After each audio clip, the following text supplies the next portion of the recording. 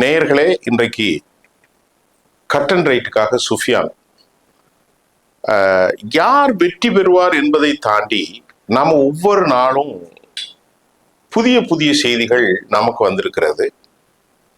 அந்த செய்தி சிலருக்கு சில நெருக்கடிகளை கொடுக்கலாம், சில மன உளைச்சல்களை கொடுக்கலாம். தமிழ்நாட்டில் இந்த விஜய்க்கு கிடைத்திருக்கக்கூடிய இந்த வாக்குகள் அது ஒரு பெரிய சாதனையாக இருக்கலாமோ என்று என்ன தோன்றுவதற்கு அதிக வாய்ப்புகள் இருக்கிற மாதிரி செய்திகள் வருகிறது.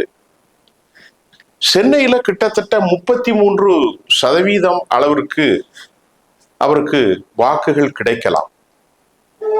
அதாவது அர்பன் என்று சொல்லக்கூடிய நகர்ப்புறங்களில் அவருக்கான வாய்ப்புகள் நல்லா இருக்கிறது என்று சொல்லப்படுகிறது.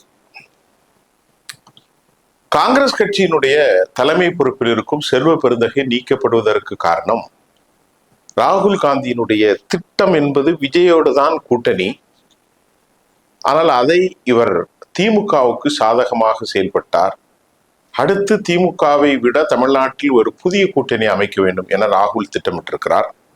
இன்னைக்கு அவரை தூக்கிவிட்டு அதற்கு பதிலாக ஜோதிமணி கொண்டு வர போறாங்க என்ற செய்தி வருது. அதே இடத்தில் சசிகாந்த் செந்திலும் போட்டியில் இருக்கிறார். செந்தில்குமாரன் போன்ற 2 தலித் வேட்பாளர்களும் போட்டியில் இருக்கிறார்கள்.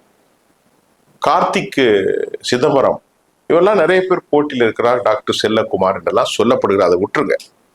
இப்ப இந்த விஜயனுடைய இந்த தாக்கம் எல்லா இடத்திலுமே இருக்கிறது. இப்ப காங்கிரஸ் கட்சியில ராகுல் காந்தி மாற்றுவதற்கும் அந்த தாக்கம் இருக்கிறது. இப்ப விஜயனுடைய இந்த தாக்கத்துல நமக்கு இன்றைக்கு மூத்த பத்திரிகையாளர் சொல்றாரு, சென்னையில 33% அளவிற்கு விஜய்க்கு வாக்கு, இந்த வாக்கின் மூலமாக பெரும் சரிவை திராவிட கட்சிகள் சந்திக்க போகிறது அப்படின்னும் சொல்லப்படுகிறது.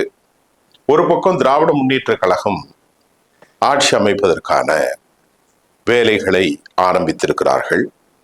மற்றொரு பக்கம் விஜய்க்கு ஒரு மாதிரியான செல்வாக்கு இருக்கு அப்படின்னு சொல்லப்படுது. அந்த செல்வாக்குல முதலாக நாம் பார்க்கிற போது முஸ்லிம் வாக்காளர்கள், சிறுபான்மையினர்கள், பாரம்பரியமாக திமுகவுக்கு வாக்களித்தவர்கள் எல்லாம் இந்த முறை நடிகர் விஜய்க்கு வாக்களித்திருக்கிறார்கள். அது ஒரு பெரிய புரட்சி, ஒரு பெரும் சுழற்சி என்பதுதான் நாம் பார்க்க வேண்டும். மக்களினுடைய எதிர்பார்ப்பு மாறி இருக்கிறது. அவங்க என்ன நினைக்கிறாங்க, டிஎம்கே ஒரு பெரிய ஊழல் கட்சி என்றதான் அவர்கள் எண்ணிக்கையிலே அவர்களுடைய களப்பதிவு அப்படித்தான் இருக்கட்டும். திராவிட முன்னேற்ற கழகம் ஒரு பெரிய ஊழல் கட்சி, அவங்களுக்கு வாக்களிச்சு என்ன செய்யறது நமக்கு அப்படிங்கிறதுனாலதான் முக்கியம். நான் ஏற்கனவே சொன்ன கிறிஸ்தவ கத்தோலிக்கர்கள், கடலோர மீனவர்கள், அதே போன்று இந்த முறை முஸ்லிம்களும் கூட அவருக்கு வாக்களிக்கிறது செய்திகள் இன்றைக்கு நமக்கு கிடைத்திருக்கிறது. சென்னை போன்ற பெருநகதியிலே அவருக்கு 30%, கோவை, மதுரை, திருச்சியிலெல்லாம் அவர் பெரிய அளவிலே வாக்குகளை அள்ளுவார் என்றும் எதிர்பார்க்கப்படுகிறது. ஆனா ஆட்சிக்கு அவர் வருவது அது சாத்தியம் இல்லாது, அதை நம்ம உறுதியாக சொல்ல முடியும். ஏன்னால் கட்டமைப்பு அவர்கிட்ட இல்லை, பூத் கமிட்டி இல்லை, பூத்தினுடைய விஷயங்கள்லாம் ஒன்றும் இல்லை.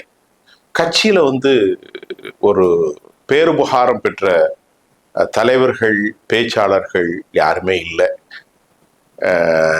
ஒரு நெருக்கடியான நிலையில் கூட அவர்களால் கூட அதை சமாளிக்கக்கூடிய அளவுக்கு ஒரு ஆற்றல் மிக்க தலைவர்கள் யாரும் இல்லை. அது அந்த கட்சிக்கு ஒரு பெரிய பின்னடைவு தான். பூத் கமிட்டியிலும் ஆட்கள் இல்லை. ஆனால் விஜய் என்கின்ற ஒரு மனிதனுக்கு எதிராக இப்ப ஒரு பெரிய விஷயம் என்னவென்றால், இளம் குழந்தைகளும் வரைக்கும் விஜய்க்கு ஓட்டு போட சொல்லி தனது தாய் தந்தையை கூட அதாவது இன்ஃப்ளூயன்ஸ் பண்ணி அவங்கள என்ன சொல்றது, ஒரு மடைமாற்றம் செய்திருக்கிறாங்க. சரி, புள்ள ஆசைப்படுதுன்னு அப்பா அம்மா போய் புள்ள சொன்னதுக்கு ஓட்டு போட்டுருவாங்க. அப்பா விஜய் அங்கிளுக்கு போடுங்க அப்படின்னு அந்த குழந்தை சொல்லும்போது குழந்தை பார்க்காது, பொய் சொல்ல மனசு வராது பிள்ளைகிட்ட. அம்மா நீ சொன்னதுக்கே போட்டேம்மா அப்படிங்கிற மாதிரி ஒரு மென்டலி அவர்கள் ப்ரீபேர்ட் ஆயிருக்கிறாங்க. இது அவருக்கு ஒரு பெரிய ஒரு விஷயம்தான். சின்ன குழந்தைகளே போய் அப்பா அம்மாட்ட போய் நீங்க வாக்களிக்கணும் அப்படின்னு சொன்னா எந்த தாய் தந்தையும் அதை மாற்ற மாட்டார்கள். அது விஜய்க்கு ஒரு பெரிய பிளஸ் பாயிண்ட் தான். அதே மாதிரி 2001 கோவை குண்டு வெடிப்பு நடக்கும்போது இஸ்லாமியர்கள் முதன் முறையாக செல்வி ஜெயலலிதாவுக்கு வாக்களித்தார்கள். அதில் ஒரு மகத்தான வெற்றி பெற்றார். 2006 வரைக்கும் அவர் வெற்றி பெற்றார். 2006 11 வரைக்கும் திமுக மைனாரிட்டி அரசாங்கத்தான் இருந்தது. 98 குண்டுவெடிப்பில் முஸ்லிம்கள் ரொம்ப மோசப்படுத்தப்பட்டார்கள். திமுக ஆட்சியில் அவர்கள் பல பரிசோதனைகளுக்கு உட்படுத்தப்பட்டார்கள். இந்த நிகழ்வுக்கு அப்புறம் முஸ்லிம்கள் மாறினார்கள். அந்த மாற்றத்திற்கு பின்பு 2001 அதிமுக பெரும் வெற்றி பெற்றது. நல்லா கவனித்துக் கொள்ள வேண்டும். இப்ப அதுக்கப்புறம் முஸ்லிம்கள் திமுக விட்டு விலகி இருக்கிறது இப்பதான் முதல் தடவை.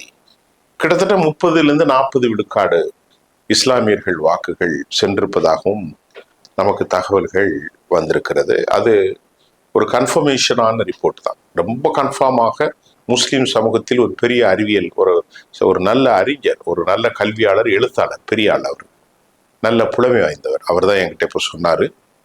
அப்போ எல்லா சமூகத்திலும் தலித் வாக்குகள்லாம் நிறைய பிரிச்சிருக்கிறார்கள், பன்னீர் இளைஞர்கள் வாக்குகள். இதை எப்படி நான் பார்க்கிறேன்னா, இது தயவு செய்து சாதி மதத்துக்குள்ள நாம கொண்டு போக வேணாம். இப்போ உங்களுக்கு புரியறதுக்காக நான் அப்படி சொன்னேன். ஆனா எல்லாரும் ஒரு ஒருமித்த ஒரு கருத்துல வந்திருக்கிறது. தமிழ் குடிகள் ஆளுங்கட்சிக்கு எதிராக மனநிலையில் தமிழ் குடிகள் வந்திருக்கிறார்கள், அப்படிதான் சொல்லணும். தயவு செய்து மத வெறுப்பு, சாதி வெறுப்புக்கெல்லாம் அப்பாற்பட்டு தமிழ் குடிகள் ஒரு மாற்றம் தேவையான விரும்புகிறார்கள். அந்த அளவுக்கு அவர்களுடைய பாதிப்பு இருந்திருக்கிறதா அப்படின்னு நம்ம கேட்கணும். அதிமுக எடப்பாடி இதில் காலியாவார் என்கின்றார் மூத்த பத்திரிகையாளர் ஒருத்தர். அவர் அதிமுகவினுடைய செல்வி ஜெயலலிதாவை போன்ற கரிஷ்மா கொண்ட தலைவர் அல்ல, அவர் கிளீன் பவுல்ட் ஆவார் என்றுதான் சொல்லப்படுகின்றது.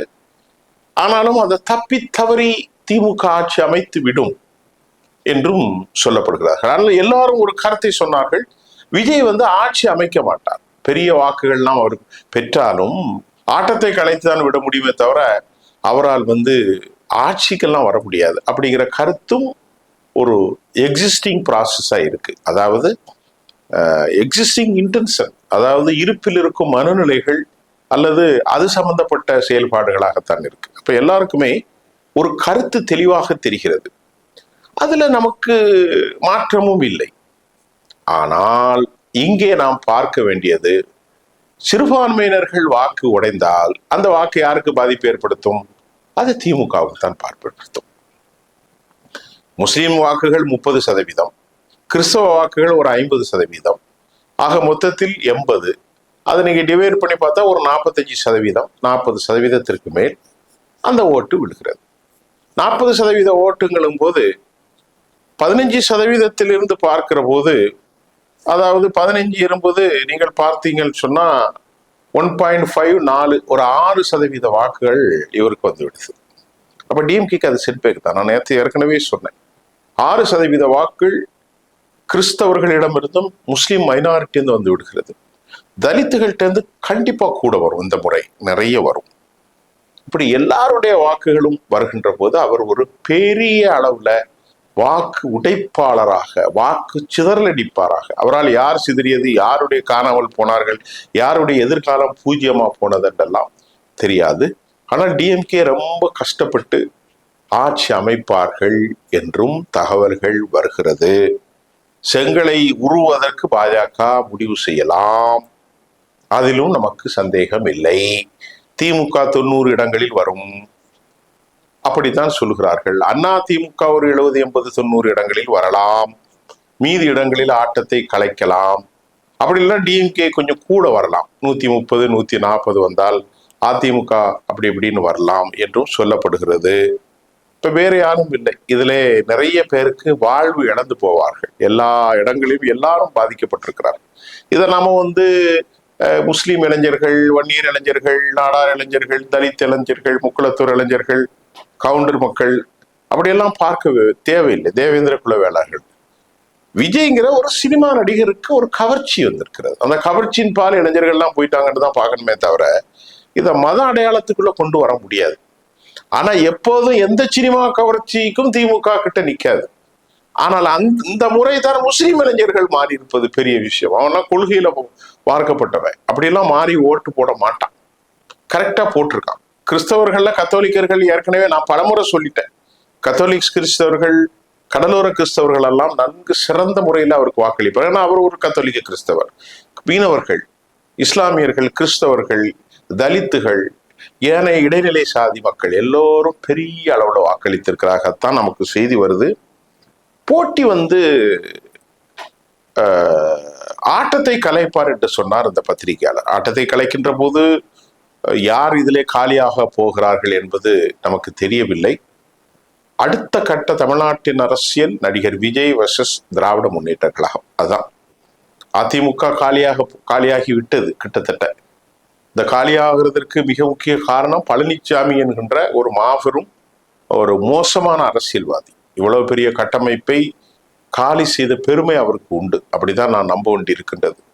கட்சியில் உள்ள ரொம்ப சிறந்த முகங்கள் எல்லாருமே வெளியே அனுப்பிட்டார். சசிகலா அம்மையார் அனுப்பினார், ஓபிஎஸ்ஐ அனுப்பினார், செங்கோட்டையனை அனுப்பினார் இல்லையா, அப்புறம் மனோஜ் பாண்டியனை அனுப்பினார். ஏற்கனவே இருக்கிற 2ஆம் மட்ட தலைவர்கள் வைத்தியலிங்கத்தை போய்விட்டார், மைத்ரேயன் போய்விட்டார். இப்படி எல்லாரும் எல்லோரும் எல்லோரும் எல்லோரும் இப்பொழுது நீ அதிமுக எல்லாரையும் அழித்து விட்டு இதில்தான் உனக்கு கிடைத்தது, இதற்குத்தான் ஆசைப்பட்டா பாலகுமாரா என்கிற கேட்கிற அளவுக்கு பழனிசாமி அந்த கட்சியை உருத்தெரியாமல் ஆக்கி போட்டார். இப்ப இந்த பயங்கரமான சுனாமி அலையில பழனிசாமியால எதுவுமே செய்ய முடியாது. அதனால இப்ப என்ன நடக்குதுன்னு யாராலும் யூகிக்க முடியாத குழப்பம். It has been multi dimension, பலவிதமான ஒரு பார்வை அங்கு இருக்கிறது. Unpredictable election is going on. இந்த எலெக்ஷனை யாராலும் ப்ரிடிக்ட் பண்ண முடியல. வி cannot நம்ம அதை அன்பிரிடிக்டபிளா இருக்கு. அதனால அப்படிதான் நாங்க நினைக்கிறோம். அன்பிரிடிக்டபிளா இருக்கு, அதை நம்ம சஸ்பெக்ட் பண்ண முடியல. So we wait and see அப்படிதான் சொல்ல முடியும்.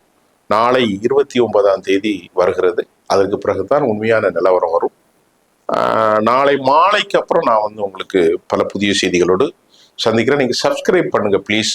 நிறைய வியூவர்ஸ் நமக்கு வரல, அதனால நம்ம நிறைய ஆதாரத்தோட மற்ற சேனல்கள் எல்லாம் லேக்ஸ் கணக்கில் பார்க்குறாங்க. நீங்க என்னுடைய ஓன் சேனலே பார்க்கணும், அன்போடு கேட்டுக்கொள்கிறேன். ஷேர் பண்ணுங்க, சப்ஸ்கிரைப் பண்ணுங்க. நன்றி.